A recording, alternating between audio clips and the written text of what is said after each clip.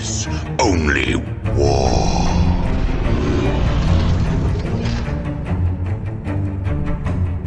What is up, gents? 40k Dirtbags here. We got another tactical video for you guys. It's going to be scout moves and infiltrators. So infiltrators and scouts, there's a lot of tactics when it comes to 40k.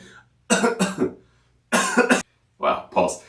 So there's a lot of tactical when it comes to the top armies in 40k. If you guys have infiltrators or scout moves, they should always be in your lists. I went over to LBO, and most of the time when I had the scout moves or the infiltrators with my Nurglings or Seekers, it helped me win the game so much easier. I was playing Votan, for example. Votan has the scout move 6 on basically all of his trucks, which is insane. But we're able to kind of block out a scout move with our Nurglings with a 35-point unit, because you're not able to scout within 9 inches of an enemy unit or the deployment zone. It's just the enemy unit. You can't scout move within an enemy unit. So if you set up your infiltrators outside 9 inches of the deployment zone, they can't basically go anywhere on the table because of that 35-point unit. So in this video, we're going to go over a lot of tactics on how to set up, why we're using them to our advantage, and how we're going to be able to move, block, or trade really well turn one. And is going to be going over a lot of tacticals. Half of them are going to be on YouTube. Half of them are going to be on Patreon. So if you guys are Patreons, you can head over there and check out the rest of them. If you guys are thinking about becoming a Patreon, definitely support the channel. A lot of these tactical videos are only on patreon.com. So guys, appreciate it. Click on the video and let's get into it. So first rule for the infiltrators and scout moves is the best units for screening turn one and secondaries. These guys, anybody who has them in their army, they're usually going to be really good for tactical missions, or if you have fixed secondary missions. So no matter what you're playing on 40k, if you're doing fixed, you might have behind enemy lines, you might have deploy teleport homers, or you might have cleanse. Any of these missions are going to be really good for scout and infiltrators. If I'm a scout, I'm able to kind of start all the way in the corners. Even if you have a 9-inch bubble deployment where you're in the one corner on the table, you're able to infiltrate anywhere on the table that if you get investigate signals turn one, which is one of the craziest ones to do. If you get that turn one, you're able to kind of start already 2 in deployment zones that you aren't in, and then 1 easy one in your deployment zone. So if you start turn 1 and you're able to get 3 corners without your opponent even moving, that's 6 points turn 1 by having infiltrators already starting there. Now, a key tidbit with that is when you're setting up for turn 1, I actually have a whole how to deploy turn 1 video. It's one of our biggest ones on the channel. Go watch that. But if you guys are speed 6 as an infiltrator, you want to be within 15 inches of the corner turn 1 and probably behind cover, so that way you don't get shot turn 1. But why you're within 15 inches is so that way you can move back 6 inches and still wholly be within 9 inches of the corner to do investigate signals turn 1.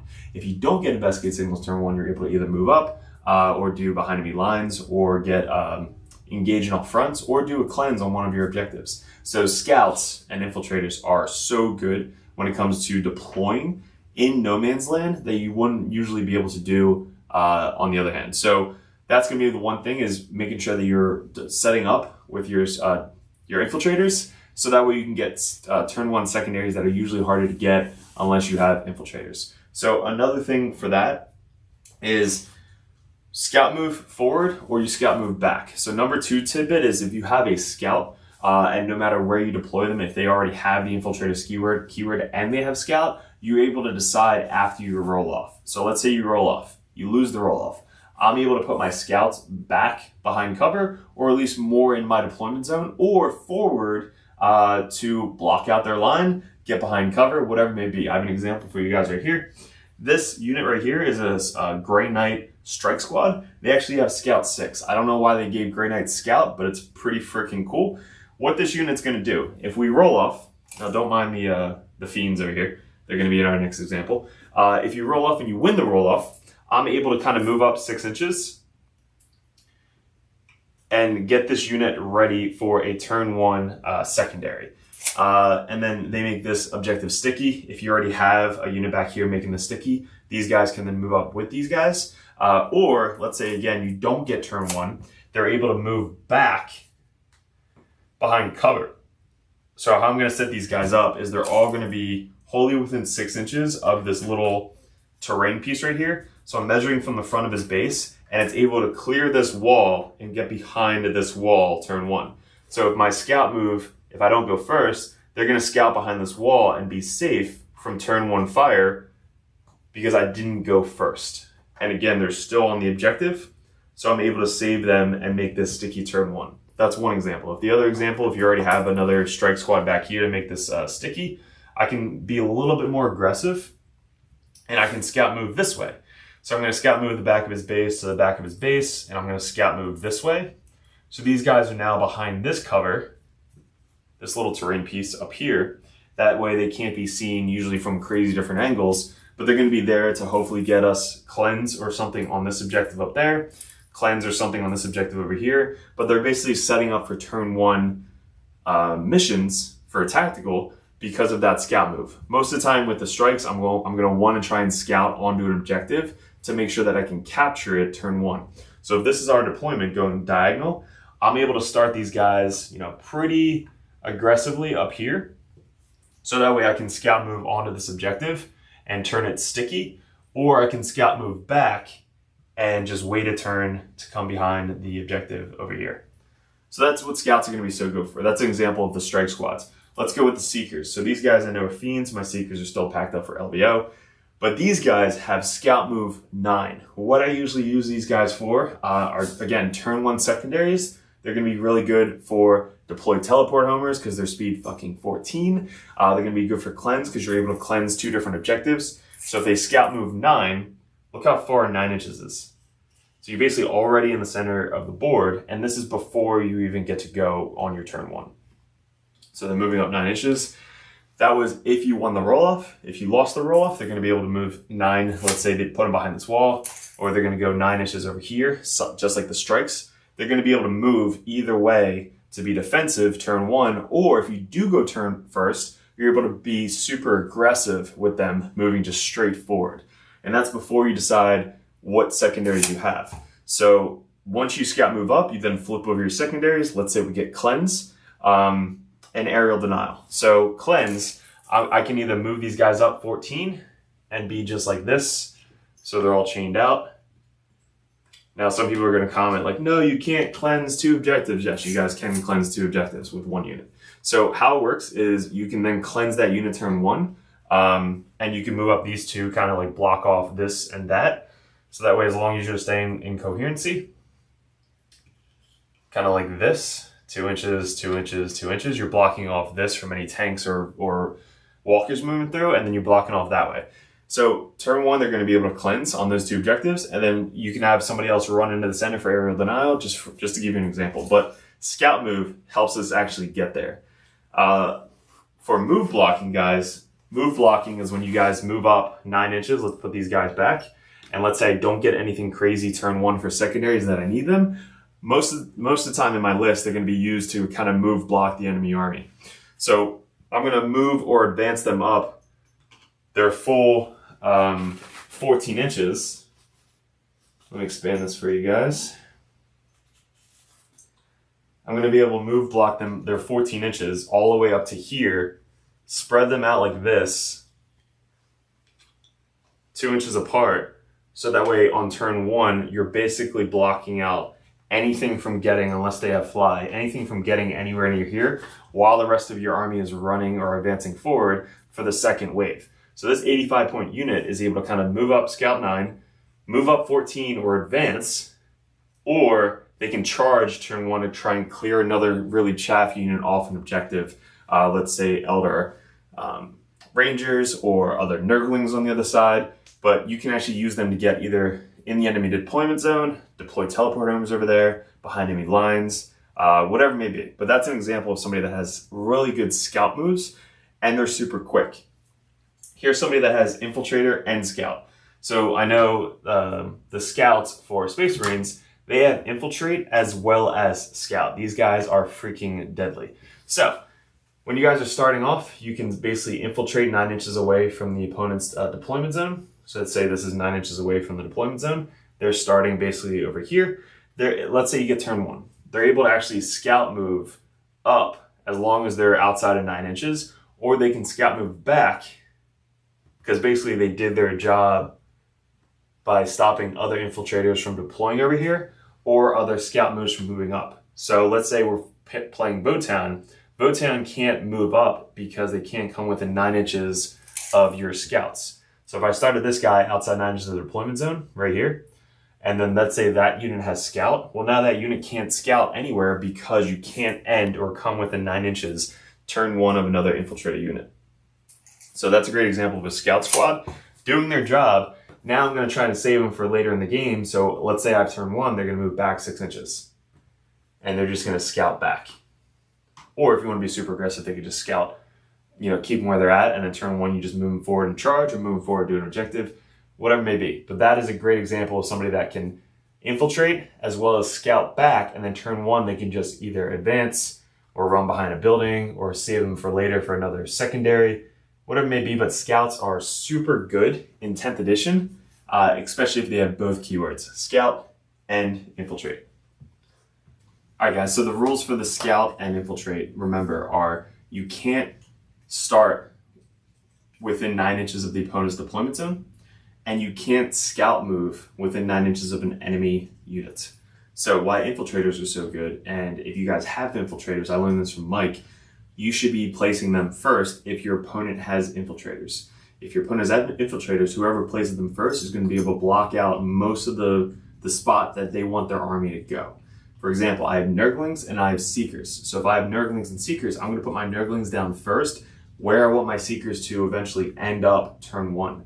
So if my Seekers, I want them to be either in the center or be super aggressive against, a World Eaters player, I'm going to start my my Nurglings forward right outside 9 inches of the deployment zone, spread them out as far as you possibly can, which is the 2-inch mark of each. And then after that, my Seekers have a spot to move up. Because if their infiltrators are, let's say they won first and the infiltrators go down right where my Seekers are, my Seekers can't scout move up 9. Because I can't scout move within 9 inches of their infiltrators. So if you guys, here's a tip, is if you guys have infiltrators, ask them if they have infiltrators. If they don't, you can put your infiltrators out last. If they do, you basically are fighting to see who puts the infiltrators first. And if you put both of your Nurgling units really far and spread them out so that way they can't put their infiltrators anywhere and they can't put their scouts anywhere, you're basically going to wait on deployment. That's a really good tactic that Mike taught me because when you're facing Nurglings versus Nurglings, whoever puts the first Nurgling down is going to have a huge advantage on where their army is going to be able to go or where they want it to go. So if you put them right smack dab in the center, I can't put my Nurglings anywhere in the center to get area denial or cleanse or investigate signals or deploy teleport homers anywhere in that center of the table, which is what I really wanted to do with my Seekers or other Nurglings. So that's a really good tidbit, is if you both have infiltrators, make sure you're fighting on whoever places it first. Put your infiltrators down first, so that way you can win the battle. If you guys don't have any infiltrators for the enemy, like World Eaters, but the whole army can scout, you're at such a huge advantage. I've won so many games against World Eaters because of Nurglings or infiltrators or Seekers being able to block out their deployment zone. So once you're done laying down your entire army, they're going to be 90% done laying down their army. They basically know exactly what they're going to do. They're going to kind of shove everything forward and just try to bully you, but they can't do that with Nurglings. So once they're done deploying everything, I'm going to be like, all right, are you done deploying everything? They're going to be like, yes. I'm going to be like, great. These last 2 deployments that I still had above your number, I'm able to deploy them after I see where your army is. So basically my 2 Nurglings are going to be able to block out anything that is a scout move 6, 9, whatever it may be. And I'm going to spread them out where I don't want them to go. So I'm going to put my Nurglings down somewhere over here. Then 9 inches away, I'm going to put my Nurglings down over there. And then I might even have a 3rd unit. I'm going to put them down all the way in the corner so that way the entire line of their deployment zone, they cannot scout move. They can only go sideways or backwards. They can't move up behind a building. They can't move behind a wall in the center. They can't do any of that. So Nurglings are super good at blocking out World Eaters. And then if you go first, you can either move them up or charge a Rhino, or you can move them back to do secondaries because they already did their job by blocking them out with their scout move. Same with Votan. So Seekers, when you move them up scout 9, if you have first, you're able to move them up like I showed you, move them up 14 or move them up 14 and then charge with +1 with a reroll. So using scouts, whoever goes first, put your scouts down first, or infiltrators. If they don't have any infiltrators, you can then wait till the very end to see where they deployed, where you want them, and where they're not going to die turn 1. All right, guys, and that's going to be the tactical video for scouts and infiltrators. There's going to be 2 more tips over on patreononly.com right after this. So if you guys want to go check out those 2 tips, definitely head over to Patreon. It's $1 a month. $5 for Justicar, $10 if you want to get in the competitive scene and get better at 40k tactics. And then Grandmasters are $25 a month. There'll be a little description at the end so you guys can see kind of what you get out of it for being a Dirtbag Nation. But hopefully you liked it. Hopefully you learned something from this video. Leave it in the comments below what you liked, didn't like, how we can improve. And if you guys are a Patreon, head over to Patreon so you get all these tactical videos ahead of time, as well as some more tidbits in the videos besides what you see free on YouTube. So guys, appreciate it. Dog's ready to go. Good luck, and we'll see you in another video soon.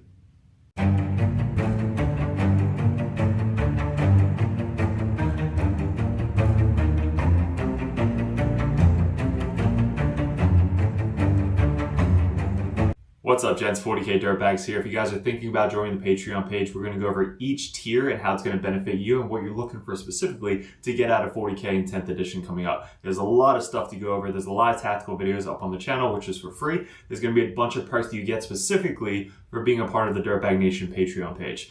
So first off, we have the first tier, which is $1 a month. You guys get first access to the videos over at patreon.com. You also get access to the Discord, which is specifically a private link in the Discord that only Patreon members can see. So you guys will have first access to that. Also a benefit is Patreons over the Dirtbag Nation get live streamed games on patreon.com streamed from YouTube, but there's only links specifically for the patreons.com. So not only do you get first access to these videos, you also get to see live stream games specifically only on patreon.com. The next tier is the Justicar. You guys get a shout out on every single video on YouTube. You also get to support us a little bit more. You get first dibs at voting on Discord, as well as you just kind of say, hey, I just want to be a Justicar Dirtbag and support you guys a little bit more than that $1 a month tier. But you get all the same access as well as the different color over on the Discord.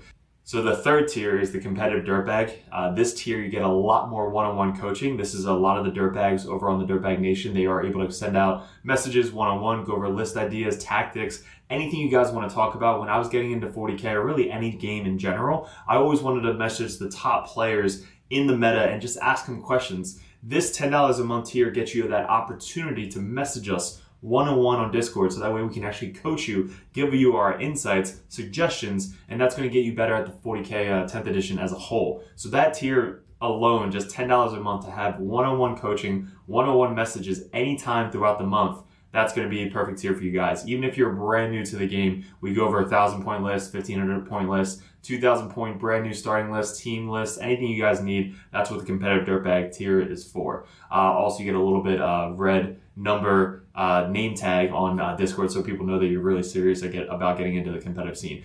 The Grandmaster Dirtbags. This is the all-in-all $25 a month tier. You get one-on-one coaching, everything we said prior to this, but you guys get to see me, Mike, any of the other Dirtbags play your specific list that you want to see tested out live on one of our battle reports. You guys get to mention, suggest videos you guys want to see coming up on patreon.com. So you guys get the above first tier benefit of everything that we do over at Dirtbag Nation.